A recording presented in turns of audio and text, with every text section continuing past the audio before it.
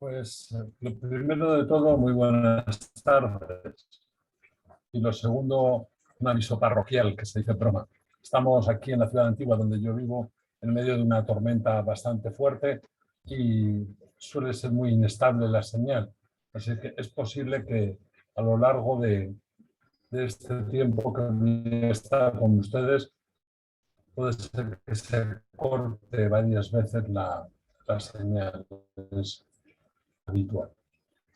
No voy a seguir, como les dije, el orden conocido o generalmente establecido de las obras de misericordia, porque entiendo que podemos caer en la monotonía, ¿no? En el de esto siempre se ha hecho así, siempre se ha dicho de esta de otra forma, y hay una serie de obras de misericordia que abren la posibilidad a las otras. Es decir, que yo entiendo que al explicar primero una obra de misericordia puede ser más accesible que se entienda, que se interprete correctamente las que van siguiendo. Y hoy vamos a hablar de esa oración de misericordia que es orar por vivos y difuntos. Y aquí comenzamos con un gran problema.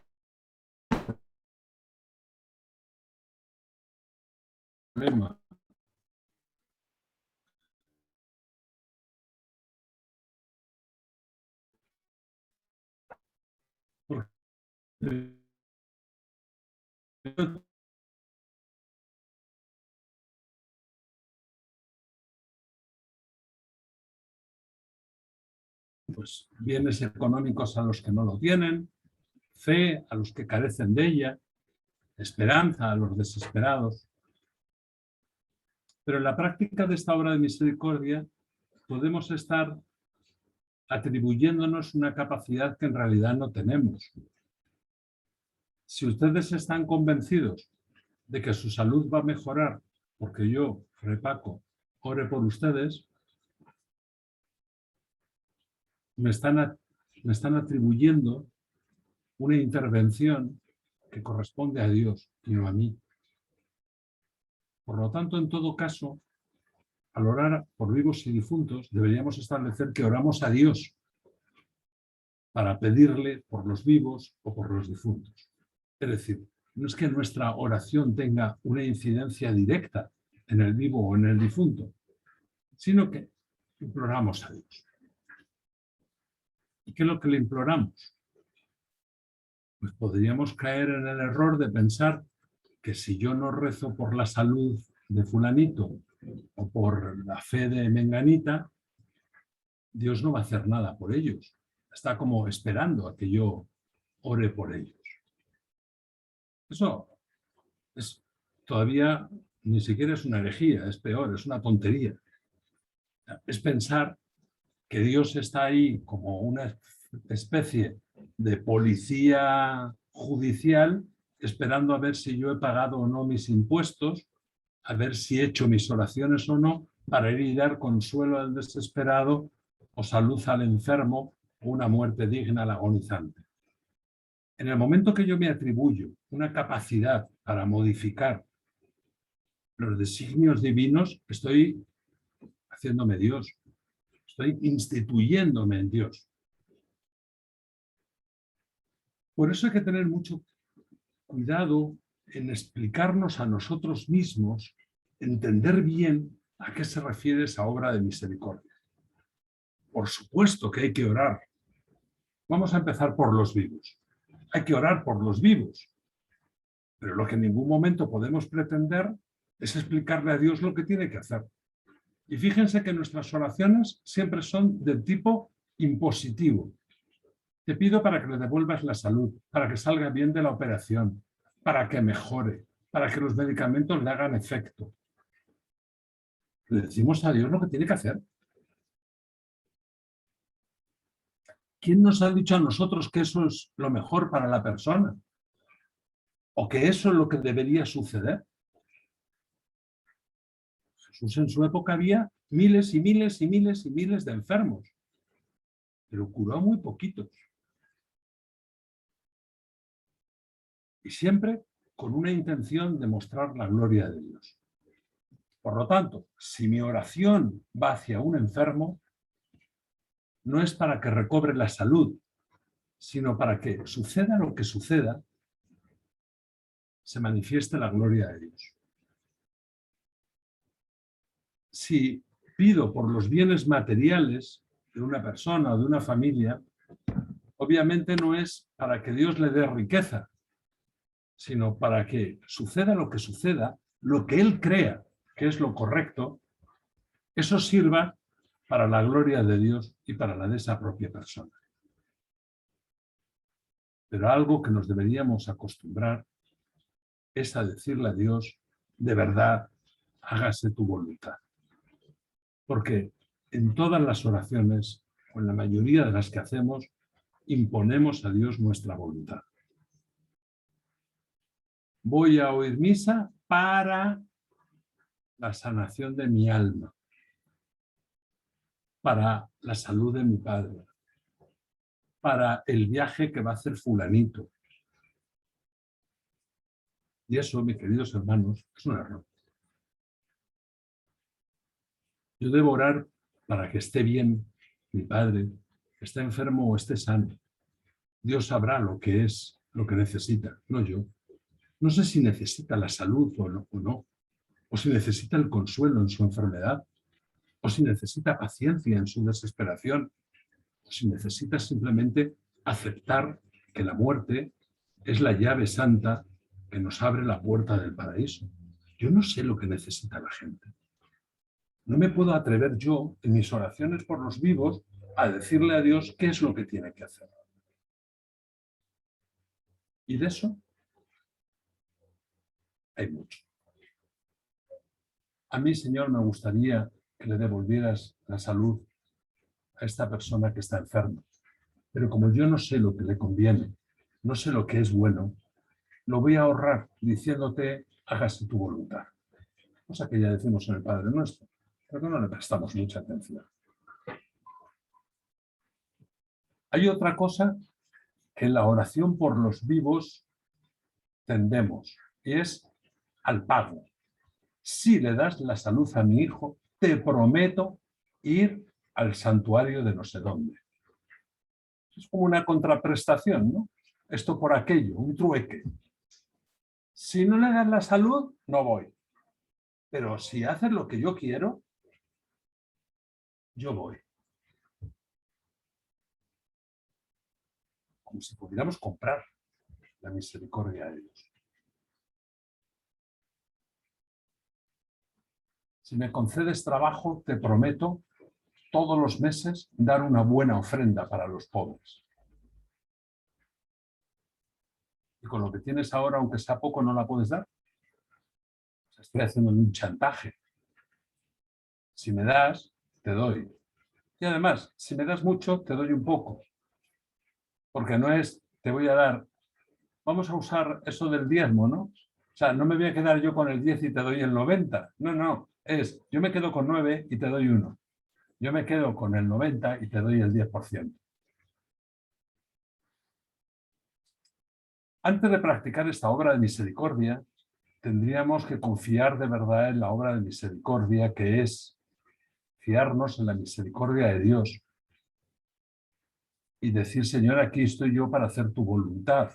Es decir, para ser instrumento de la salud de esa persona, para ser tu instrumento en el bienestar de esa persona, ser tu instrumento en la fe de esa persona. Pero no para hacer lo que yo quiero, ni incluso lo que la persona quiere, sino lo que tú, que lo sabes todo, entiendas que es lo mejor para esa persona. Quiero ser una parte del proceso. Quiero acompañarte en tu misericordia para ser yo parte también de esa misericordia.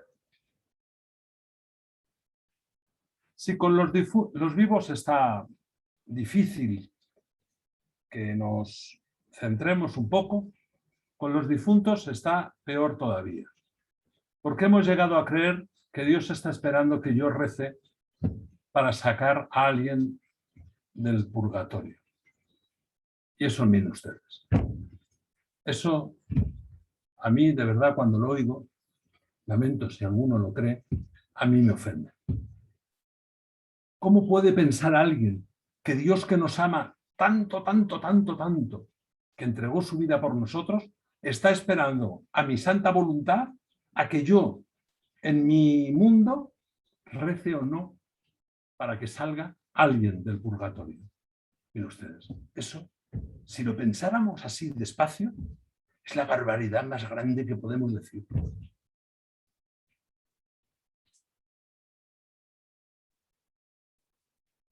Como que si Dios, si yo no le doy mis oraciones, a ustedes los va a mantener en el purgatorio hasta que a mí se me caiga la cara de vergüenza y me ponga a rezar por ustedes o alguien lo haga por mí. ¿Cómo nos atrevemos a decir eso y permanecer tan tranquilos? Hablamos de un Dios de amor y es un Dios tributario, que para hacer cualquier cosa primero cobra. Dame tus oraciones y yo te saco del purgatorio. Eso es lo que vendemos. Esa es la idea que vendemos.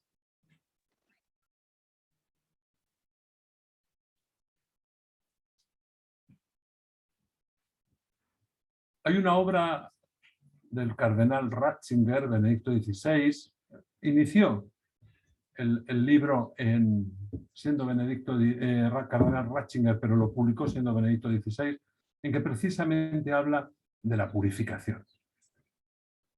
Y dice algo que a mí siempre me ha sido clarificador. Cada día hay que pensar más cerca en la teología de que la purificación de los difuntos se realiza en contacto con Cristo, que es el purificador.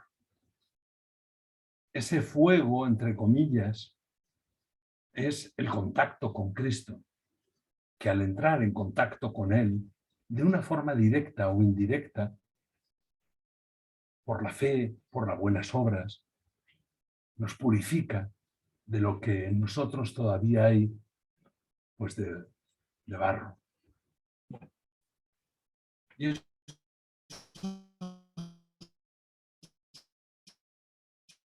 una idea de 16, porque me ayudó a poner en orden mis ideas propias, mis ideas personales. Y aprendí que Dios, en su infinita misericordia, es como el Padre misericordioso, que tiende los brazos a todos sus hijos, a todos, hasta los que no lo tienen muy claro, para recibirlos.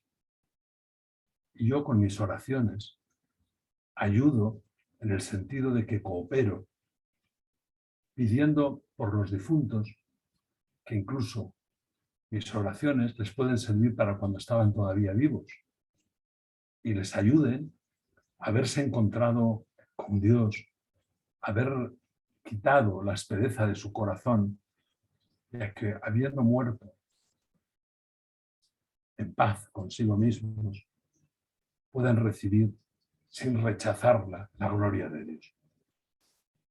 Es decir, el orar por los difuntos no deberíamos creer que es el pago con el que yo, hablando el corazón de Dios, para que, pudiéndolo hacer Él, que lo puede todo, tenga que esperar a que yo rece para que usted salga.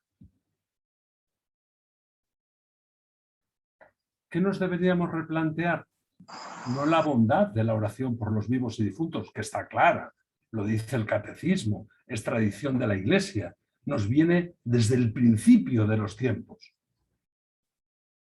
sino es el sentido de por qué oramos. No oramos para mover el corazón de Dios, porque hay una palabra en teología que vamos a introducir hoy, junto con otras, que es que Dios es inmutable. A Dios nada lo mueve ni lo cambia. Yo no puedo entristecer a Dios, no puedo enfadar a Dios, no puedo molestarlo, no puedo alegrarlo, no puedo hacerle sufrir, porque Dios es inmutable. La criatura no puede tener poder, no puede tener acciones que cambien al Creador.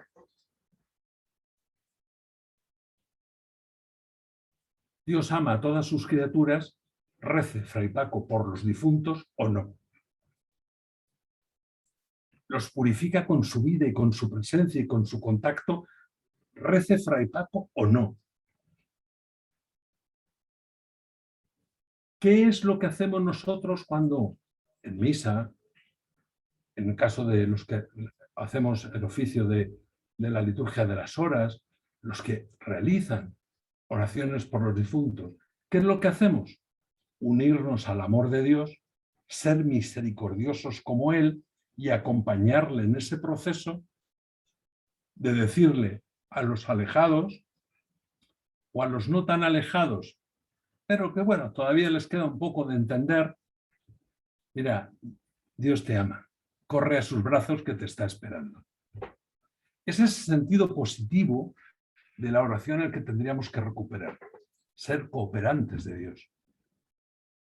Establecer una especie como de gran hospital, ¿verdad? En el que médicos, enfermeros, auxiliares, colaboramos en la salud de las personas. Pero quien da la salud es Dios. Nosotros somos cooperantes. Y en el caso de que el enfermo muera, también somos cooperantes en ayudarle a encontrarse con la gloria de Dios. Pero eso no depende de nosotros. Es decir, no depende el alma de ningún difunto de mis oraciones para llegar a encontrarse con su Creador. Eso es una cuestión de la misericordia divina. Y eso ya está hecho. Porque desde el principio de los tiempos, en su sabiduría, Dios ya nos dio el Redentor. Y por mí, y por cada uno de ustedes, y por los pecadores más pecadores del mundo, Cristo murió en la cruz y con su sangre compró nuestra vida. Yo no puedo pagar nada. No puedo darle a Dios una contraprestación. Porque nada de lo que yo haga va a cambiar la voluntad de Dios. Lo que sí que puedo hacer es unirme a Dios en su proceso de amor. Y al orar por los vivos, entender que yo soy también la voz de Cristo orando al Padre. Miren, y eso no me lo he inventado yo. Si tienen la curiosidad, consulten la ordenación de la liturgia de las horas, que dice que cuando la Iglesia reza, especialmente cuando reza la liturgia de las horas, con los salmos y con las oraciones, es la voz de Cristo misma que se dirige al Padre.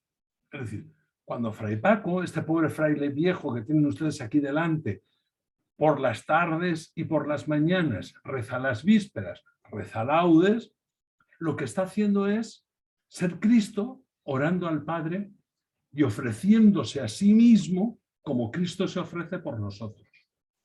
Y ese es el sentido de la oración por los vivos y difuntos.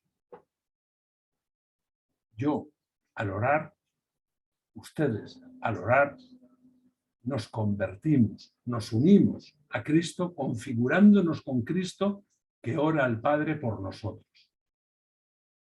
Señor, perdónalos porque no saben lo que hacen. No tengas en cuenta sus delitos, sino el amor con que tú los mires. Si es tu voluntad, es decir, debemos sentirnos, al cumplir esa obra de misericordia, Cristo que ora al Padre.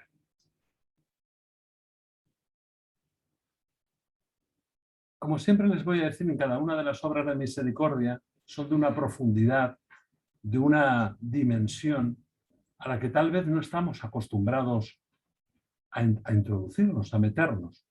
Y lo hacemos la mayoría de las veces de una forma superficial, ¿verdad?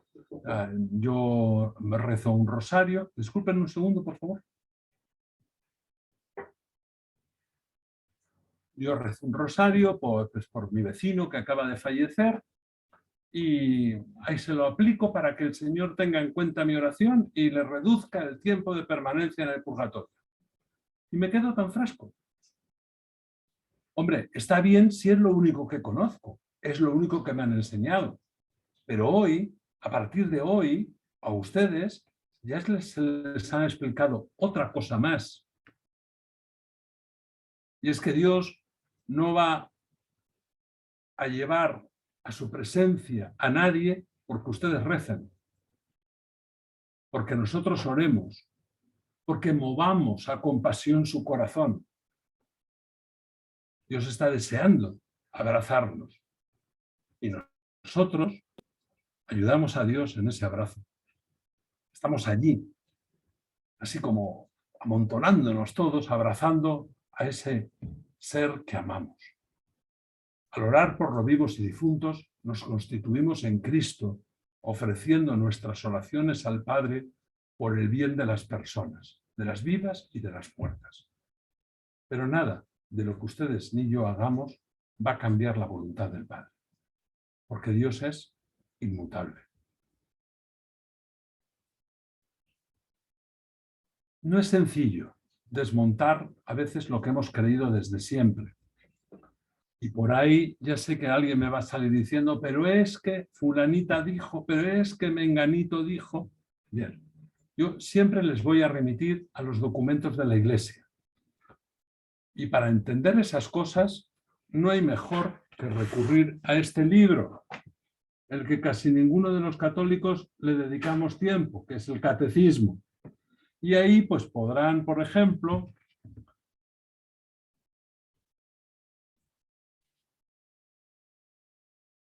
y decir, pues, por ejemplo, en el caso de las revelaciones privadas, que la fe cristiana no puede aceptar revelaciones que pretendan superar o corregir la revelación de Cristo.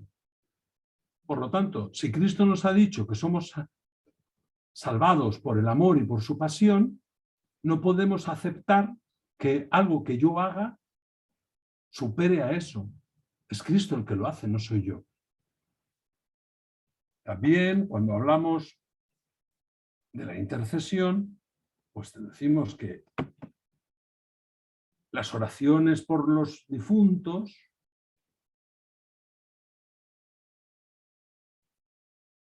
cooperan en la salvación de Dios, acompañando su misericordia con la nuestra. Es decir, nos vuelve misericordiosos como Dios. Pero no depende de nuestras oraciones que los difuntos se encuentren con Dios. Eso depende de su misericordia. ¿Qué es lo que tendríamos que hacer en todo caso?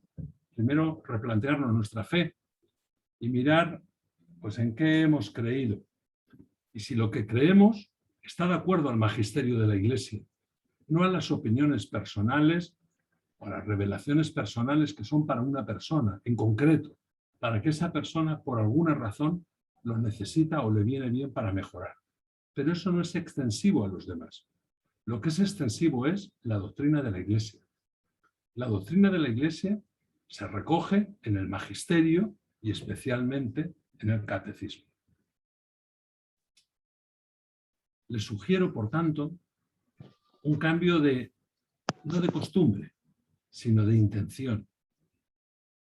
Es decir, he aprendido que no es lo que yo haga lo que va a dar la paz, la salud o el bienestar a las personas. Eso lo hace la misericordia de Dios.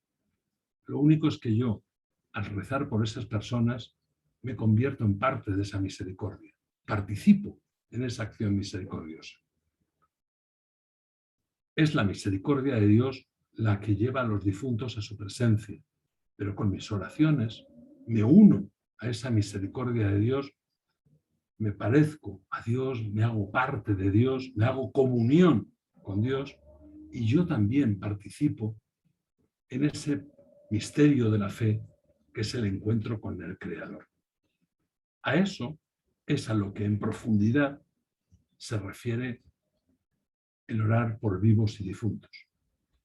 Al hacerlo, nos unimos al coro de los ángeles y de los santos, porque la Iglesia es una.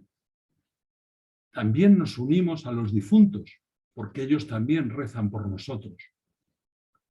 Todos, lo que se llama la Iglesia purgante, que somos los que estamos todavía entre la vida y la muerte, la Iglesia militante, que son los que vamos por ahí todavía viendo lejana nuestra muerte, y luego está la iglesia triunfante, que es la de los santos. Pero en misa o en las oraciones estamos todos juntos. Los difuntos rezan por nosotros y nosotros oramos por los difuntos. Los santos oran al Padre por nosotros y por los difuntos, y nosotros oramos al Padre por los difuntos y por los santos. Es esa unión a la que se refiere el orar por vivos y difuntos.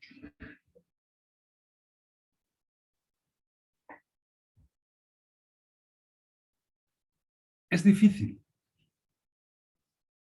Un cambio no de actitud, pero sí de paradigma. Porque a veces se requiere desmontar lo que hemos hecho siempre. Eso es lo que, ¿se acuerdan lo que le pasaba a los judíos, especialmente a los fariseos? Que les costaba entender a Jesús porque no predicaba nada nuevo. Solo es que no se parecía como ellos lo habían oído. Yo no les estoy diciendo nada nuevo. Está en la doctrina de la Iglesia, está en el catecismo y está en la Sagrada Escritura. Lo que a veces le hemos hecho es como adornarlo demasiado, ponerle demasiado texto, y al final lo hemos convertido en algo farragoso, en algo complicado que no nos permite ver la dimensión. Somos como María, cooperadores de la misericordia.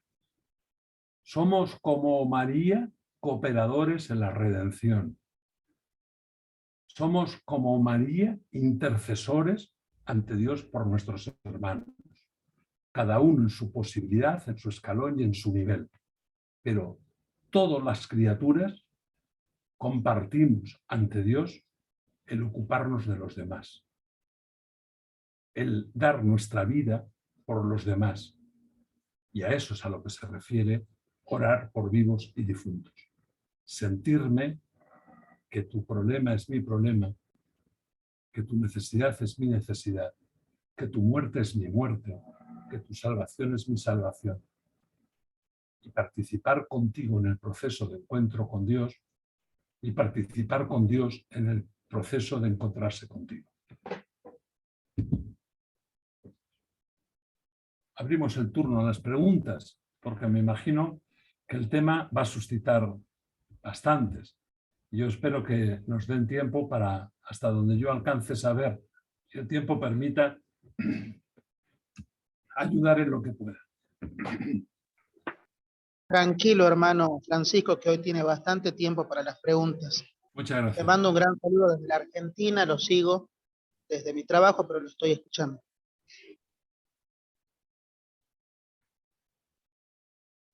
Entonces, vamos a continuar con la dinámica de las preguntas. Le damos la palabra a Jazz Cruz y los hermanos que quieran hacer la pregunta pueden ir levantando su mano virtual y les vamos dando la palabra. Yo le pagué por ahí. Vamos con Jazz. Bendecida tarde, padre. Jazz Cruz desde México, de nuevo. Tengo una pregunta para usted. Me llamó mucho la atención lo que dijo sobre la oración. A veces la vemos como en forma de pago. Soy de la Ciudad de México y algunas personas, bueno, más bien todos, los católicos somos muy devotos a la Santísima Virgen de Guadalupe. Y pues por tradición mucha gente le pide, ay, Virgencita, por favor, concédeme ese milagro, y se van de rodillas. Y veo que a veces le prometen cosas que no pueden cumplir, como yo te prometo que cada año vendré hasta tu altar y te traeré tal ofrenda. Y lamentablemente yo he visto que muchas veces pues esas promesas no se cumplen, y veo que esas personas tienen cargo de conciencia. ¿Qué les diría usted a esas personas que pues hicieron la promesa de ir cada año a la basílica o de cumplir tal o cual pago y no lo hacen? Dos cosas. Esa sería mi pregunta. Dos cosas. Que María ya sabía que era una tontería lo que estaban prometiendo y que no lo podían cumplir. Una tontería me refiero a que lo hicieron tontamente, sin valorar si se podía o no. Y por encima de cualquier cosa, María es madre. Y una madre sabe, hasta cuando nosotros le prometemos, ¿se acuerda usted a la suya? Mamá, te prometo que voy a organizar mi habitación todos los domingos.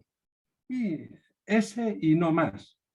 Es decir, la madre de antemano ya sabe que no vamos a poder o no nos vamos a acordar de cumplir. Que tengamos cargo de conciencia, pues mire, es una mala formación cristiana. Pensar que Dios o la Virgen María son como contadores de las deudas, o sea, son como recaudadores de impuestos. A ver, me has prometido venir el año pasado y no, ahora te voy a castigar y como te di un poco de salud, ahora te voy a quitar más. Es un problema de mala educación religiosa, de mala educación en la fe. Yo no tengo ahí soluciones, solo decirle que jamás, nunca, Dios actúa contra sus criaturas porque sus criaturas no se comporten bien. Porque entonces cada día nos caería un rayo, seguramente a cada uno de nosotros. Eso hay que educar en catequesis y una catequesis firme. Y sobre todo recordar algo. Solo Dios hace milagros. Los demás intercedemos, incluida la Santísima Virgen María. Pero los milagros solo los hace Dios. Y eso es la doctrina de la Iglesia. Por intercesión de los santos, por intercesión de los que oramos y sobre todo por la intercesión de la Virgen María, Dios oye nuestras necesidades y responde a ellas.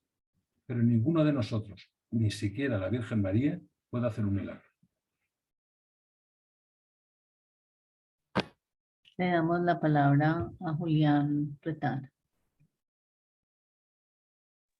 Sí, bueno, muchas gracias. Estaba pensando en lo que comentaba hace un momento la compañera que me antecedió. Bueno, sí, yo efectivamente prometí 12 años ir a la Basílica de Guadalupe. El año 2020, que fue cuando surgió la pandemia, definitivamente pues no pude ir ese año, ¿no? Prometí ir a 12 años continuos y sin embargo, bueno, parece ser que nuestra Madre Santísima es tan misericordiosa, ¿no? Uno parece de pronto oír en la oración, suceda lo que suceda, ven a mí. Claro. Y entonces esto es como un vínculo, ¿no? Muy fuerte, parte de lo que podamos o no podamos cumplir. Bueno, mi pregunta concreta es la siguiente. Las obras de misericordia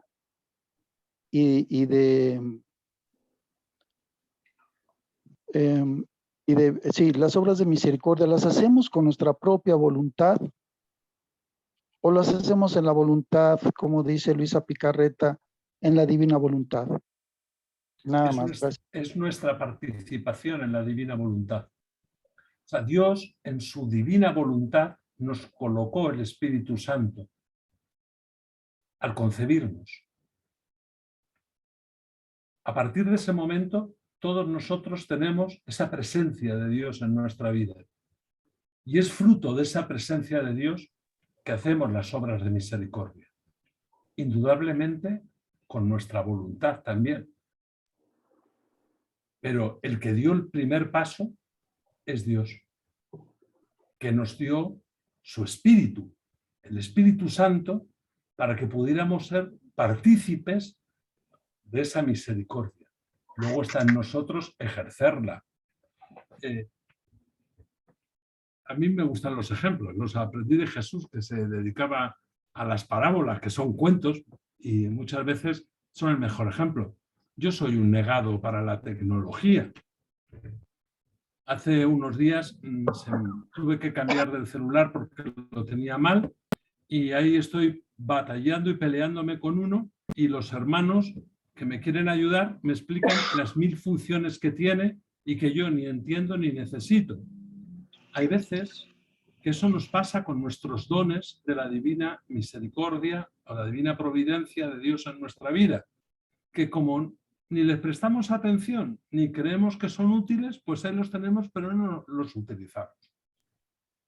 ¿Por qué no en lugar de apuntarse en papelito las notas utiliza la agenda del celular? Pues, ¿por qué no sé hacerlo?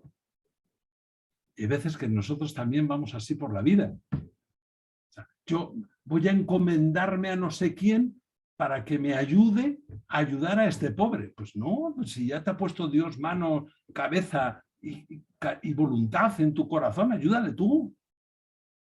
Tenemos que implicarnos de verdad en la misericordia de Dios para ser partícipe de ella. Cuesta. Ya les digo siempre que esto que les estoy planteando no es sencillo. Si fuera sencillo, no sería una virtud. Precisamente porque tendemos a lo contrario, es por lo que se termina convirtiendo en una virtud. Pero todos, absolutamente todos, tenemos las herramientas para cooperar, para participar en la misericordia de Dios. Lo único que tenemos que hacer es pues dejarnos actuar por el Espíritu Santo. Y sobre todo, no darnos importancia, pero sí ver lo importante que somos para los demás. Porque para muchas personas somos su referencia a Dios. Es decir, la forma en que una persona tiene que ver o puede ver cómo la ama a Dios es porque usted la está amando.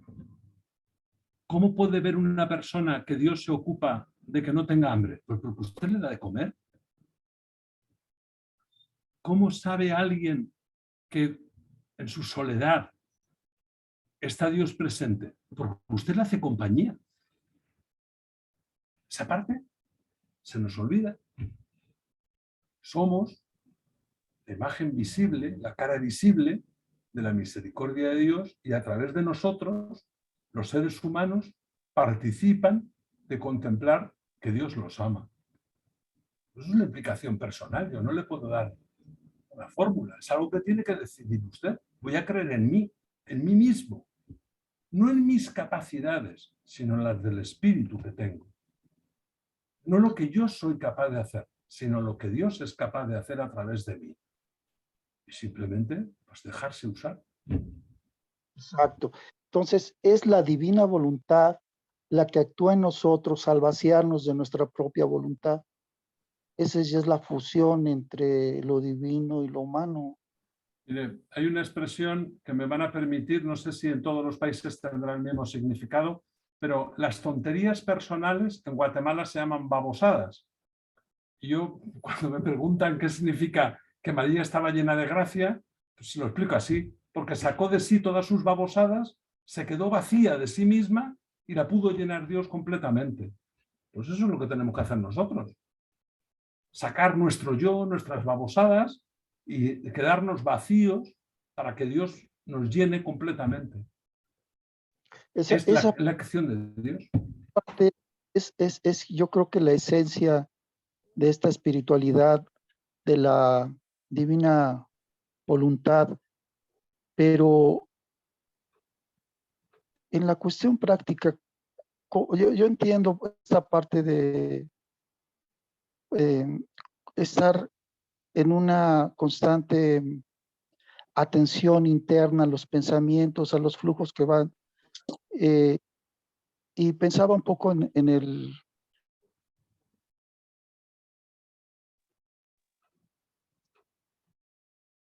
Se le ha ido la voz.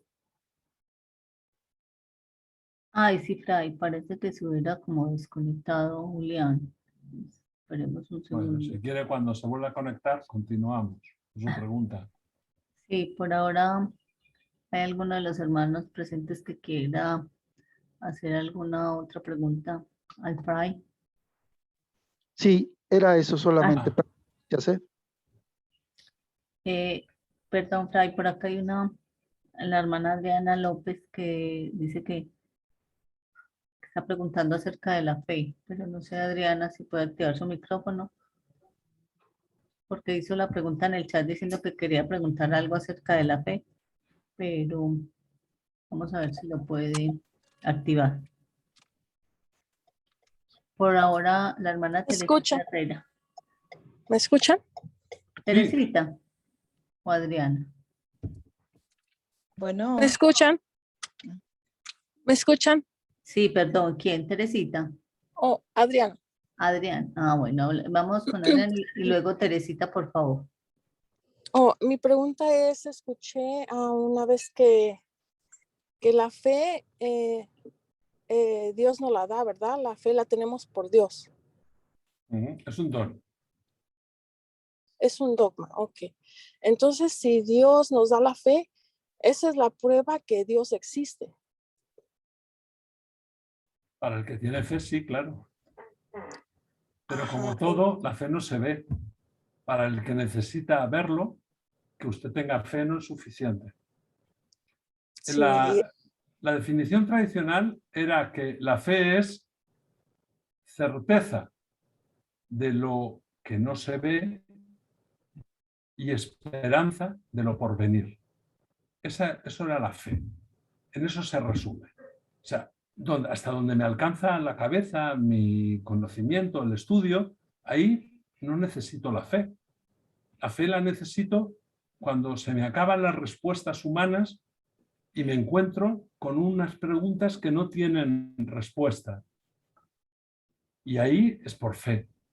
Yo creo que Dios existe porque lo vivo cada día y porque lo percibo cada día. Pero es una cuestión de fe personal.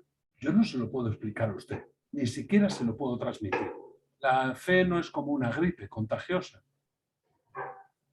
La sí. vivimos o no la vivimos, pero no hay otro remedio. Y es un don, es un regalo para todos.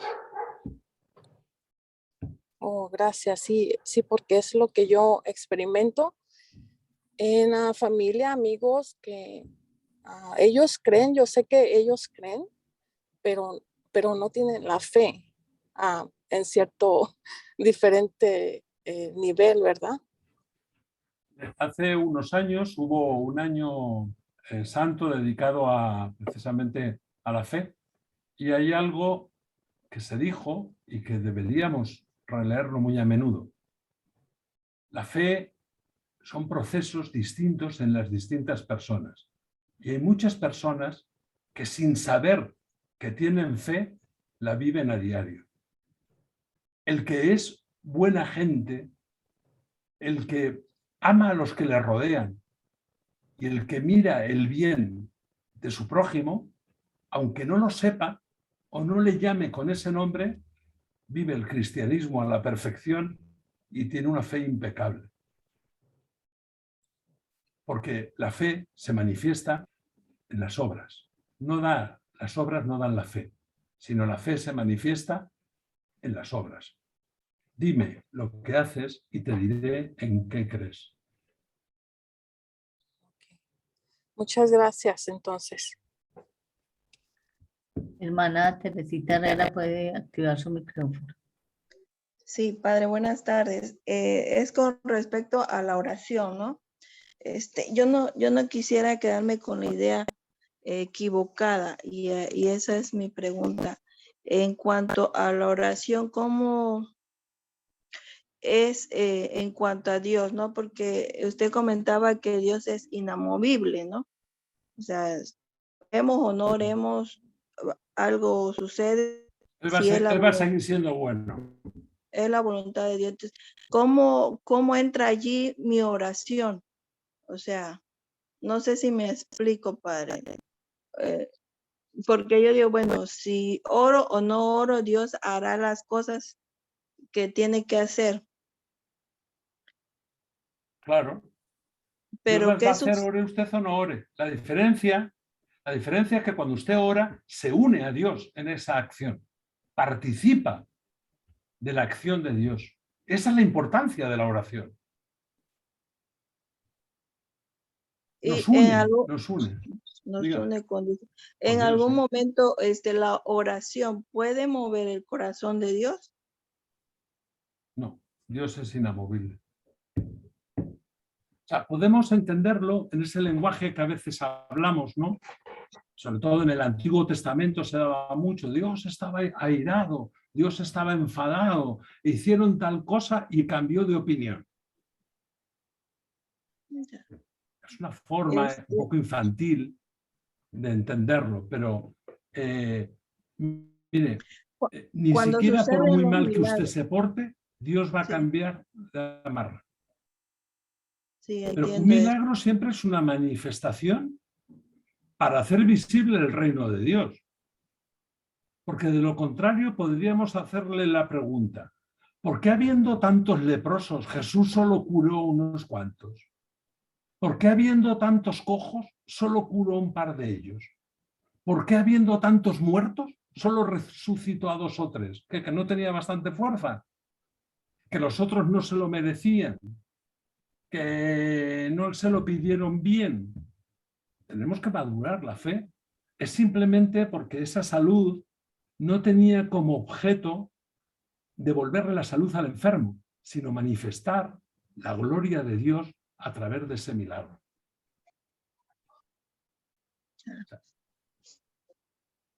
Sí, padre, entiendo. Sí, es todavía más elevado. Claro. Mire, todos queremos ir a que usted está deseando ver a Dios. Sí. Pero a qué ganas de morirse no tiene. Sí, sí, sucede, sí, padre. Todos tenemos ganas de ver a Dios, pero ninguno tenemos prisa. Entonces, hay que ir entendiéndonos. Hay que perderle el miedo a la enfermedad, porque es la demostración de que estamos vivos. Y la participación en los sufrimientos de Cristo, y a través de nuestro propio dolor redimimos al género humano. Con nuestro dolor, que es dolor de Cristo, ayudamos a redimir al género humano. Pero si yo me muero de 90 años sin haber tenido nunca ni un mal dolor de muelas, no quiere decir que con eso que no he participado en la pasión de Cristo. He participado de otra forma, porque todos participamos. Usted recuerde eso siempre. Todos queremos estar con Dios, pero ninguno tenemos prisa. Bien. Gracias, padre. La hermana Ana Arteaga continúa con sus preguntas.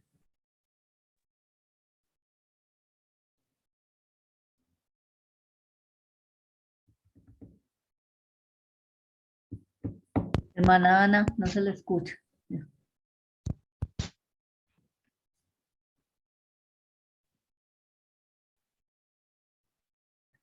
Hermana Ana, active su micrófono, por favor. Buenas tardes. Buenas tardes. Mi pregunta es conforme a la fe. Bueno, aquí donde vivo, veneran la cruz, la Santa Cruz. Entonces, cuando se hacen las fiestas, aquí la gente se llena, o sea, la veneran, o sea, muchísimos vienen de todas partes. Pero en ese momento a veces está nuestro Señor en la custodia, ahí en el sagrario, en otra iglesia. Y nadie va, o sea, nadie va a verlo a él lo dejan solo en el sagrario. Mi pregunta es esta: ¿es correcto adorar más a la cruz que a nuestro Señor que está presente y vivo en la custodia y en el sagrario? Pues no, pero es un problema de que no lo hemos entendido.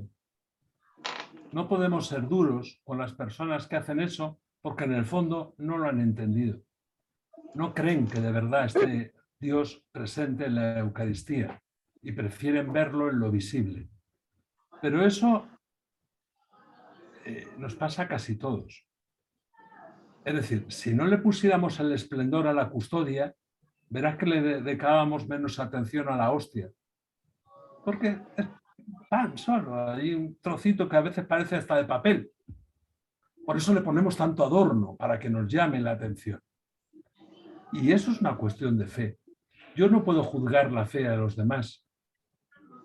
Lo que sí sé es que si tuviéramos fe en la presencia real de Cristo en la Eucaristía, nuestra vida cambiaría. Porque veríamos las cosas con los ojos de Dios. Pues como nuestra fe se la dedicamos a las cosas, a los objetos, a las imágenes, a las cruces, pues así nos va. Pero eso es un problema de educación y hay que hacerlo con mucho cariño, porque para muchas personas es la única fe que han conocido o que les han transmitido. No se hace de verdad un magisterio de culto a la Eucaristía. En cualquier iglesia siempre verá usted que la capilla más vacía es la del Santísimo. Pues porque todo lo demás es como más atractivo, más bonito. No se va a comparar una buena imagen con sus dorados, sus velas, su corona, sus flores, su vestido, con un trocito de pan. Pues, no tiene comparación. Y perdón, ¿y cómo hago cuando a mí pues me dicen que por qué yo no sigo a la cruz, o sea, a la Santa Cruz? ¿Por qué no estoy yo allá y yo prefiero estar acá con nuestro Señor? O sea, ¿cómo les explico para no confundirlos o dañarlos en su fe de ellos? Porque en la cruz solo es una foto, un recuerdo, un recordatorio de Cristo, pero en la Eucaristía está Cristo. Es como si yo llegara a su casa y en lugar de hablar con usted me pusiera a hablar con una foto de usted que está encima de la mesa. Es que no se puede explicar de otra forma. Pero recuerde, explíquelo siempre con mucho cariño, porque la mayoría de las personas que entran en esos errores y en esas confusiones simplemente es como dice Jesús en la cruz, porque no sabe. Entonces hay que dedicarles tiempo, explicárselo con mucha paciencia. Mira, está bien ir a una procesión en la que recordamos a Cristo y su pasión, pero ¿por qué no te vas más tiempo? No le quite una cosa para la otra. ¿Por qué no te vas más tiempo a estar con Jesús en la Eucaristía? Porque ahí Él estuvo, pero ahora en la cruz ya no está. Pero en la hostia sí que está. Entonces, prueba a irte a hablar con Él en la hostia, además de haber ido a la procesión de la cruz. Y tal vez así, con un poco de paciencia y con un poco de sentido común, pues vaya dando luces, vaya enseñando al que no sabe y corrigiendo al que yerra y orando por los vivos y difuntos. Pero siempre desde el amor, nunca impongan nada, porque Jesús no impuso nada, no lo impongan ustedes tampoco. Bueno, pues muchas gracias, Dios lo bendiga. Gracias. Hermana Clementina puede activar su micrófono. Buenas noches, padre. Buenas noches. Padrecito, una cosa, quiero que me dirija o me diga que si lo estoy haciendo correcto o no. Tengo una hija de 15 años, desde el año pasado vienen con mucha rebeldía, muchas cosas que han inventado, que queda uno súper sorprendido, pero yo oro mucho. Cuando lloro, pues yo le pido que participe conmigo, al menos en una decena del rosario, porque ella pues está muy reácida a orar. Pero cuando lo hace, no lo hace de la mejor manera, lo hace muy rápido, lo hace, le da bostezadera, en voz bajita. ¿Es correcto o no es correcto? ¿O lo debo hacer o no lo debo hacer por ejemplo, querer, o sea, como, lo siento yo como obligarla para que esté ahí conmigo en la oración, para que mi Dios le toque su corazón? ¿Cómo debo hacer, padre? La oración como usted la practica es buena para usted, pero no quiere decir que su hija la entienda. Y si le obliga a algo que no entiende, lo más probable es que termine rechazándolo del todo. Invítela a hacerlo, pero respete que no quiere hacerlo. ¿Y de qué manera le no puedo nos pedir lleva a Dios para que me ayude a obtener la pues conversión así, de ella? pero ¿es buena gente su hija? ¿Es buena persona? Sí, es muy, o sea, ella es muy humilde, se deja manejar, me escucha, me oye usted? consejos. Cuando la embarra, pues se acerca a mí y me dice, mami, me equivoqué, perdóneme. Pues es una perfecta cristiana, aunque ella no lo sepa. Porque usted lo que cree es que por rezar el rosario, ella va a estar más cerca de Dios. Estamos más cerca de Dios por nuestras obras, por el amor que damos, no por los rezos que hacemos. Sí. Claro, esa parte es la que tenemos que entenderlo. Su forma de vivir la fe, la de usted, es a través del rosario, y está muy bien que lo haga, y que además pida por ella y por mí. Me gustaría que también pidiera por mí cuando lo hace. Pero, claro, padre. Pero no obligue a los demás a rezar el rosario. Esa es su forma, ¿vale? Entonces, sí, padre, sí. Uno vive la fe, vive el cristianismo a veces sin saberlo, siendo buena gente, buena persona. Si además coincide con sus gustos, bendito sea Dios. Pero no podemos obligar a nadie a que su forma de relacionarse con Dios sea como la suya. Usted reza el rosario, hágalo con piedad, y si ella ve que su madre a través de ese gesto es una buena madre, es una buena persona, tal vez un día quiera hacerlo, pero no le imponga nada. Dios no nos impone ni siquiera la salvación, nos las deja a nuestra libertad. Si quieres, ven, y si no quieres, no vengas. Gracias, Padrecito. Hermano, que aparece como Day, puede activar su micrófono, por favor. Buenas tardes, soy David de México. ¿Sí me escuchas? Muy buenas tardes. Sí, buenas tardes. Mire, la pregunta que tengo es, para yo, creo que llego a la misma conclusión que yo mismo en respecto a mi conversión. Para yo poder hacer las obras y convertirme, como me dicen siempre los catequistas, que soy del camino catecumenal, pero no he comprendido cómo, creo que aplica lo mismo que la niña. Disculpe, pero no le he oído nada. Le quité el... Ya está. ¿Ahí me oye? Sí, bueno. Dave, un momento que... Si alguien lo... Ahí sí. Háblale más fuerte en este momento que ya le puedo escuchar. Ok, mire, yo soy del camino catecumenal y siempre me han dicho que conviértete, pero no puedo. O sea, yo veo que, o más bien, no quiero. Creo que eso es, ¿no?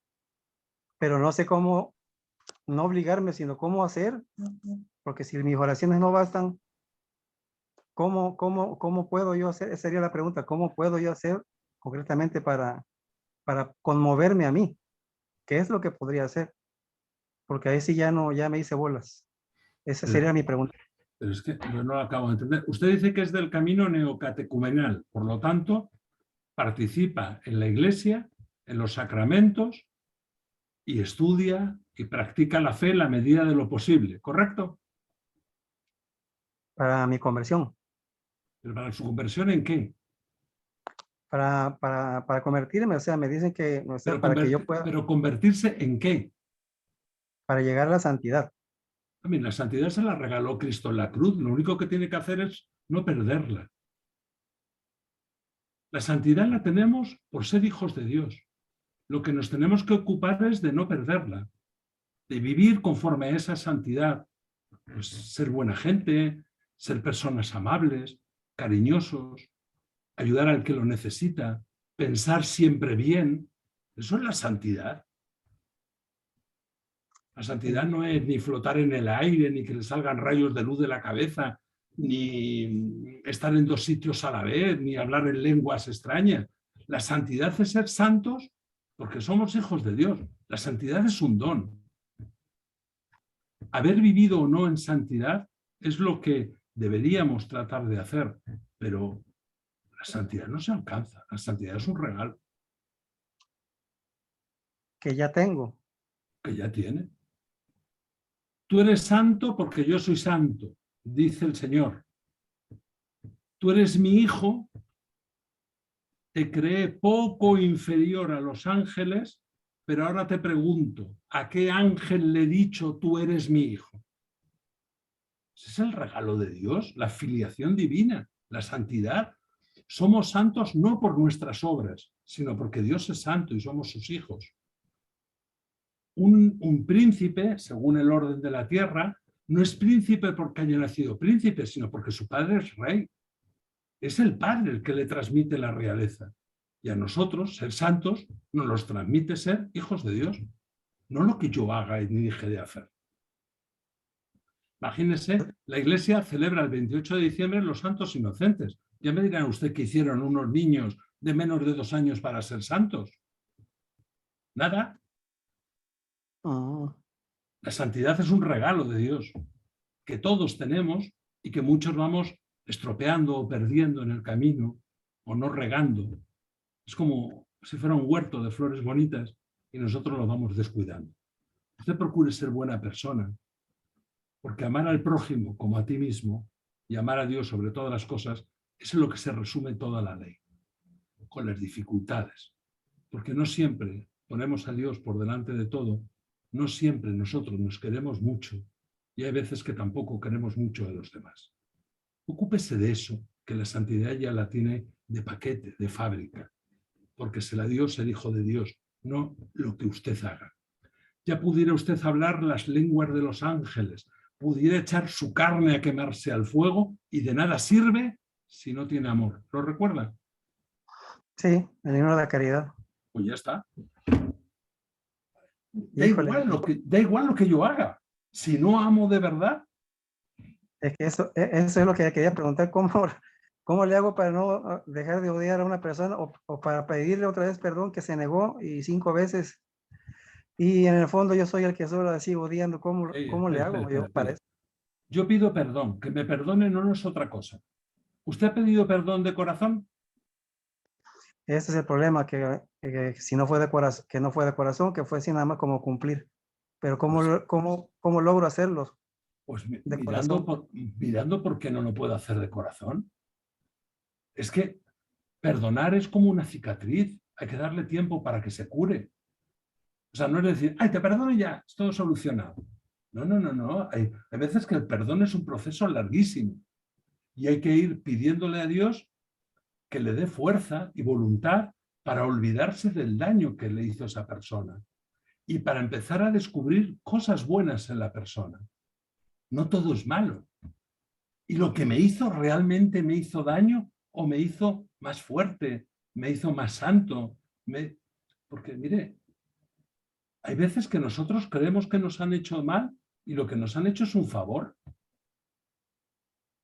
Sí, es cierto. Volvía uno que se llama José de Arimatea, volvía cansado del trabajo, del campo, de todo, y lo agarraron unos soldados y le dijo, tú, a cargar la cruz de este. Imagínense la alegría con la que José de Arimatea cargó la cruz. Cansado y que no le venía, además era de una zona del norte de África donde tampoco eran judíos así como muy puros. Es decir, que ni le importaba el Cristo, ni le importaban los romanos y encima venía cansado y le cargaron. Pero toda la familia de José de Arimatea terminó siendo cristianos, porque aquel acto en un principio pesado, esforzado, obligado contra su voluntad, les sirvió para convertirse. Hay muchas veces que quien nos da una patada nos hace un bien enorme, pero no lo podemos ver porque solo estamos pendientes de nuestro dolor, no del dolor de la otra persona. El que hace eso, ¿por qué lo hace? Cuando empezamos a entender el proceso del otro, empezamos a perdonar.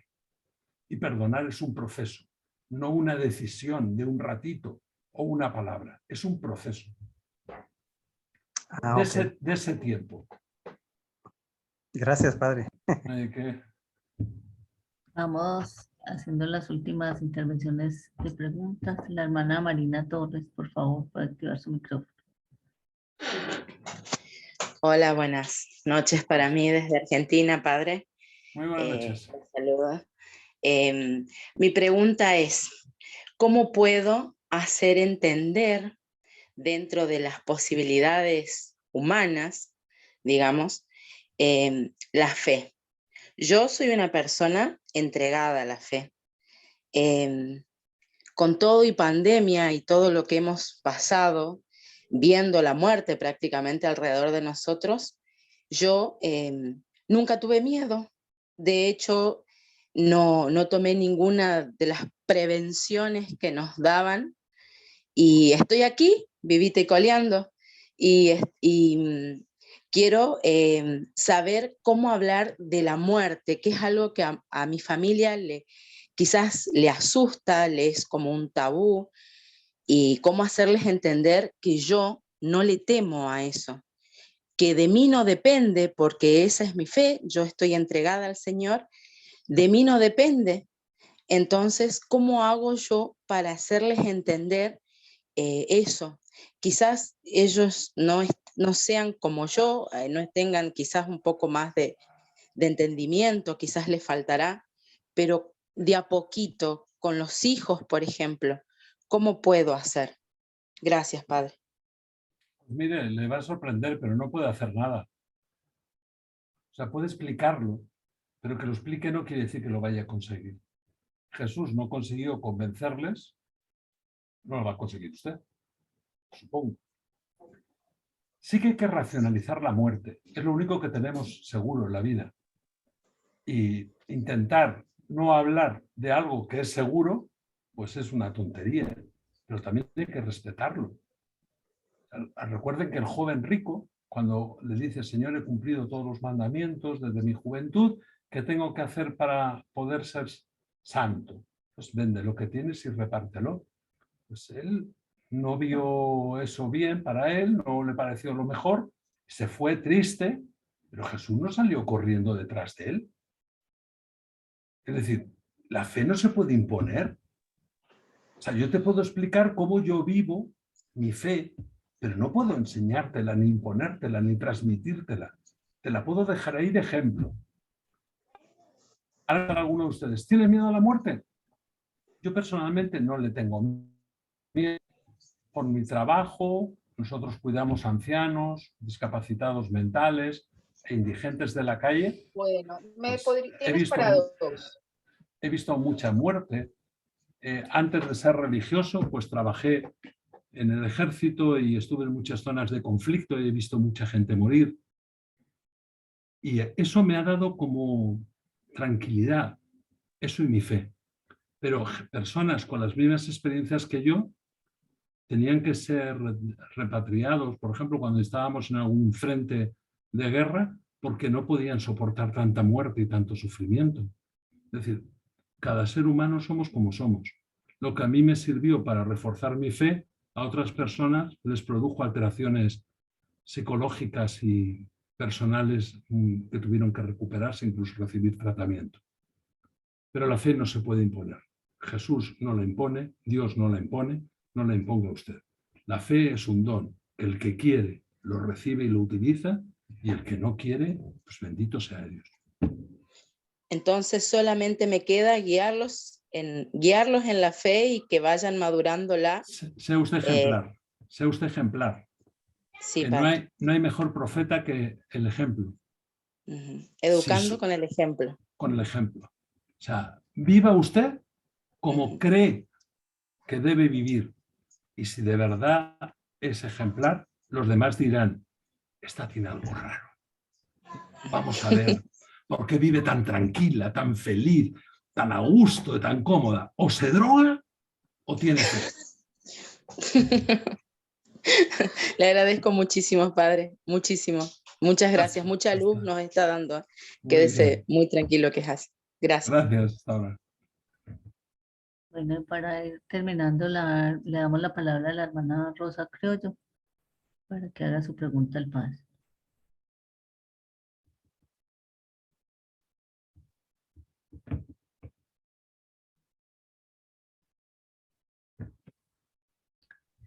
Hermana Rosa, no se escucha. Hello. Ay, sí, por favor, ven pues. Dígame.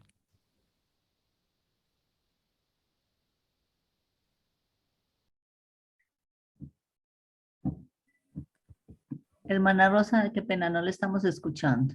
Sí, ¿me escuchan? En Ahora este sí. momento sí.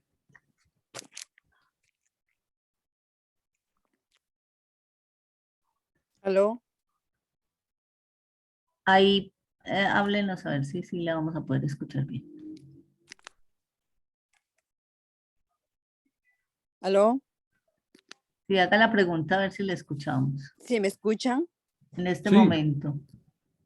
Sí, buenas tardes. Mi pregunta era acerca sobre lo que la hermana preguntó sobre la niña que no quería orar, pero ahora mi pregunta es que yo tengo 4 niños pequeños, entonces yo cuando les digo vamos a rezar el rosario, ellos igual como que se ponen, no quieren, se ponen inquietos, entonces no sé, el consejo es dejarles que no oren o seguir así con ellos.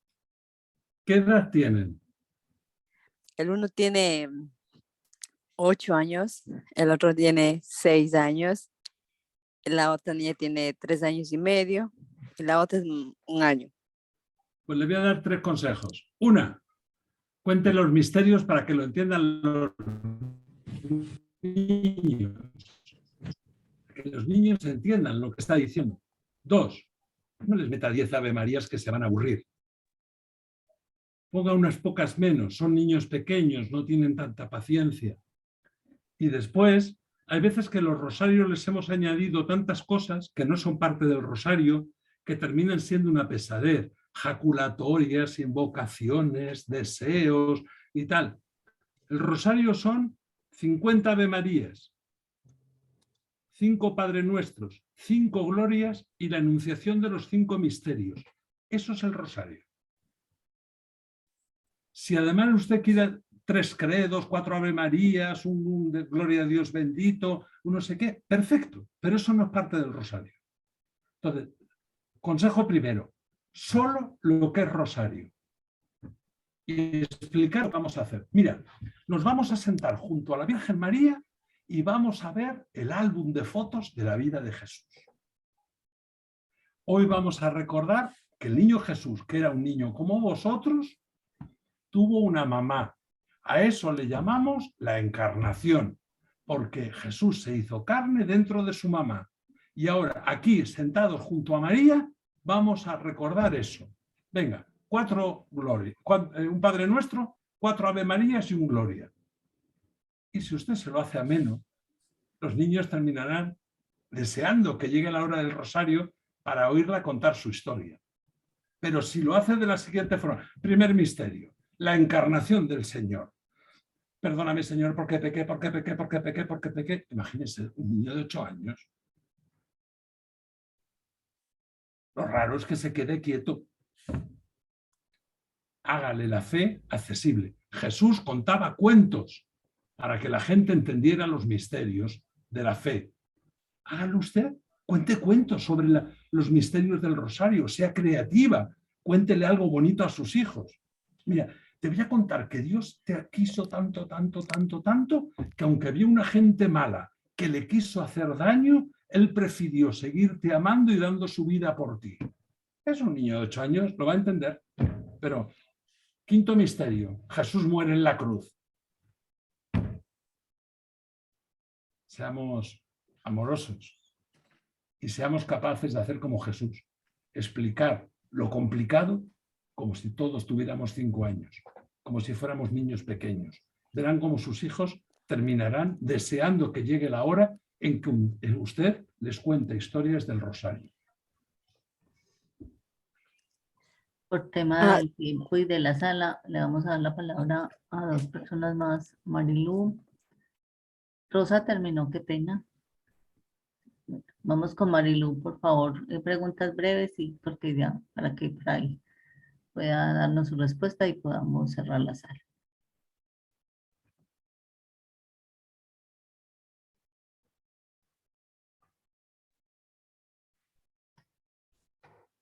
Marilu, por favor.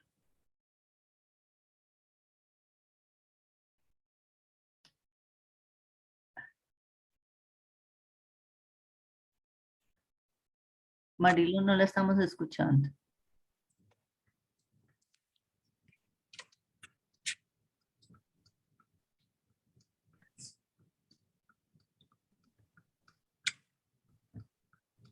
Entonces yo creo que vamos a tener que seguir con Elsie por tema de tiempo. Si enseguida Marilu reactiva su micrófono, vamos con Elsie mientras tanto, por favor, para optimizar el tiempo. Buenas noches. Buenas noches. Rey, Paco. Dios me lo bendiga. Gracias por todas las bendiciones que nos ha dado.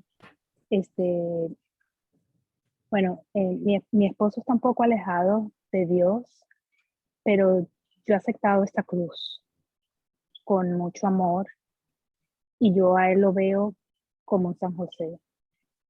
Y quiero preguntarle si estoy haciendo lo correcto. A veces lo invito a misa los domingos. No hay negociación con mis niñas de que los domingos tenemos que ir todos a misa, excepto si mi esposo quiere ir, está bien. Si no quiere ir, pues yo se lo ofrezco en la misa. pero tengo que dar es el amor. Ujú. Porque si le doy el amor con mi ejemplo, yo pienso que Dios es amor y hay que mirar a todos con la misericordia de Jesús. Entonces quería saber si yo estoy haciendo lo correcto. Algunas veces me critican en la iglesia, pero yo le digo, nosotros no somos Jesús, Él es mi San José.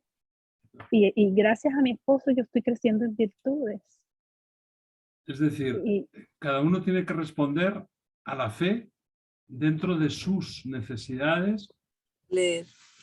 Y está bien que usted rece para que él vaya, pero tiene que respetar que él no quiera ir, porque ni siquiera Dios nos lleva a la fuerza, a la resurrección y a la vida eterna. Si él no nos lleva a la fuerza, a la vida eterna, usted tampoco lo puede llevar a esa fuerza.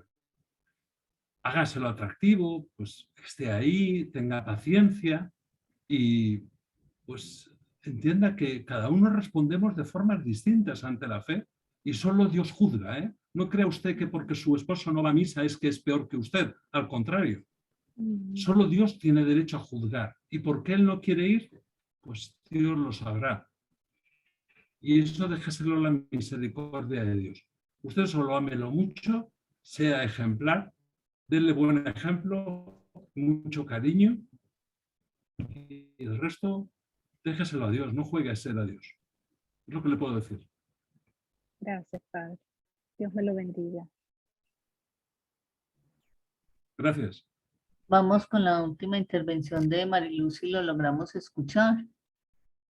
Marilu, activa su micrófono para ver si la logramos escuchar bien.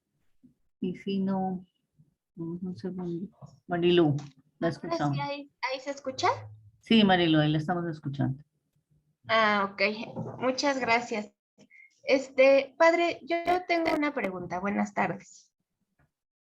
Buenas tardes. Tengo una hija que le gustan mucho los tatuajes. A mí no me parece que se tatúe porque siento como que quiere llamar la atención. En la situación espiritual, pues no me parece adecuado que lo haga. Y es como algo con lo que siempre ella y yo pues estamos peleando. ¿Usted está de acuerdo en que se ponga aretes? Sí. ¿Y en que si no tienen las cejas bien hechas se las pinte? Sí, también. ¿Y que se ponga un color en los labios que no es el suyo? Sí. O sea, usted decide lo que está bien y lo que está mal. Pues solamente, pues sí. Pues a lo mejor su hija le puede devolver la pregunta y decirle, mamá, ¿y tú por qué te embarras la cara de maquillaje? Que es como una careta, que vas mintiéndole a la gente, vendiéndole una idea de juventud que no tienes, una belleza artificial y fabricada todo a base de pinturas. Okay. Está bien que le explique los problemas. Mira, habrá personas que con los tatuajes te vayan a admirar, pero luego habrá personas que les va a producir rechazo y lo tienes que entender.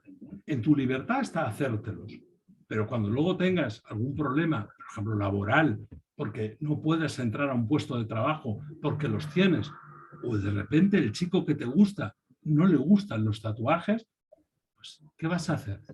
Fastidiarte, quitártelos, arrancarte la piel. Hay que razonarlo, pero si lo hace por coquetería, le recuerdo que la inmensa mayoría de las mujeres van a la peluquería y se maquillan, que también es coquetería. Si lo hace por llamar la atención, pues no le digo nada cuando se ponen unas pestañas así de largas y unas uñas de porcelana que parecen gavilanes. También es por llamar la atención porque no creo que sea para escarbar el suelo y sacar papas de debajo de la tierra. Lo que pasa es que lo que nosotros hacemos está bendecido por la costumbre y lo que tú haces está mal porque no coincide con mis costumbres. Explíqueselo. pero no piense que por hacerlo es ni mejor ni peor que usted o que yo o que los demás. Entonces, lo más adecuado es respetar. Explicarle los problemas, pero después respetar. Mire, yo vivo en un país donde son muy raros los hombres que tienen barba. Es muy, muy raro. Y yo siempre la he llevado porque desde joven la llevé. Pero una persona me decía, usted es un vanidoso, porque sabiendo que en Guatemala casi no hay barbas, la lleva larga, bien larga, para sentirse distinto. Yo, sinceramente, no lo había pensado nunca, pero tuve que aceptar que la persona lo entendiera así. No me supone un problema, es decir, ni me la voy a cortar, ni me la voy a dejar más larga solo para molestarle. Pero hay que entender que la persona lo vio de otra forma distinta. Usted lleva la barba larga por vanidad. Pues no, llevo la barba larga porque era costumbre en la orden a la que pertenezco. Hace 4 siglos que estamos por aquí intentando ayudar un poco y llevábamos el pelo rapado para renunciar a la belleza y la barba larga como signo de pobreza, porque solo los ricos tenían maquinilla de afeitar o cuchilla o iban a la barbería. Yo la llevo como un recuerdo a los que me precedieron. Ahora ya no es obligatorio para nosotros, pero entonces sí era obligatorio, estaba en las constituciones. Yo la llevo por eso. Pero claro, a lo mejor usted ve que soy un vanidoso porque llevo una barba de 50 centímetros de larga. Hay que aprender a vivir con la opinión de los demás y a no dar la nuestra, que somos muy aficionados a juzgar a los demás y decidir lo que está bien y lo que está mal. Bueno, ahora sí, padre, para terminar, le vamos a dar la palabra a Marta. Me disculpa, Muy bien. pero sí, la última pregunta, por favor, porque ya nos van a cerrar la sala. Estamos todos muy contentos, padre, pero si no podemos. Sí. Hermana Marta, puede abrir su micrófono. Buenas tardes. Muchas gracias por darme la oportunidad. Mi pregunta es, ¿por qué hay veces cuando estamos haciendo el Santo Rosario o estamos en la Eucaristía, estamos muy tranquilos y de pronto dan unas ganas de llorar, pero unas ganas de llorar que no se sabe por qué, porque no hay problemas, no hay tristeza, no hay nada? Y me ha pasado muchas veces. Entonces, no muy seguidas, son como decir, hoy me puede suceder y de pronto al mes o 2 meses, otras veces así, pero me ha sucedido varias veces. Y entonces me queda como una paz, pero entonces no sé por qué lloro y de vez en cuando hago el Santo Rosario aquí en la casa también me sucede. Yo me pregunto, no sé qué pasa. Entonces, hay veces que tenemos, sí, hay veces que tenemos las emociones muy contenidas. No nos gusta mucho mostrarnos como somos, mostrarnos débiles, emocionales, no nos gusta llorar en público. Y hay en algunos momentos en que estamos tranquilos, estamos cómodos, y esas emociones pueden salir en forma, pues eso, de una sonrisa, de un recuerdo bonito o de unas lágrimas. Disfruta de sus lágrimas y no le dé más vueltas. Decía el Papa Francisco durante su pontificado que le pedía a Dios que volviera a darle el don de las lágrimas. Llorar de alegría y llorar de tristeza es un don. Así es que disfrute usted de sus lágrimas y que las tenga para siempre. Padre, y también me sucede que hay veces me viene como a la mente alguien que yo en el momento no estaba pensando y el recuerdo de alguien cuando estoy orando. A veces pasa eso, entonces no sé qué pasa, qué debo hacer. Pues nada, si es lo más normal del mundo. No mire usted como extraño lo que es absolutamente normal. Se supone que cuando oramos, voluntariamente recordamos a unas personas y otras veces nos vienen a la memoria, pues las incluimos en nuestra oración. No intente explicar todo, porque la vida hay que vivirla no necesitamos explicar tantas cosas. ¿Le vienen personas a la mente? Pues por alguna razón tenían que estar ese día presente en sus oraciones. Los incluye y ya está, no le dé más vuelta. Ah, qué bueno, padre. Qué bueno, qué bueno. Pensé que era un escrúpulo mío. Y Gracias, entonces, hermana Marta. Sí. bueno, padre, Dios le pague. Le damos la palabra a Fray para que usted... Sí. Hay una persona que preguntó a qué orden pertenezco. Soy religioso betlemita de la Orden de Belén. Nos fundó en Guatemala un canario, un español llamado Pedro de San José Betancur en 1653. Estuvimos desde México hasta Perú, prácticamente todos los países de la América de ese momento. Hoy somos poquitos y seguimos haciendo lo mismo de siempre, cuidar a ancianos, discapacitados mentales e indigentes de la calle. Nuestro carisma son las obras de misericordia, las 14 obras de la misericordia. Y pues aquí estoy para servirles en lo que pueda.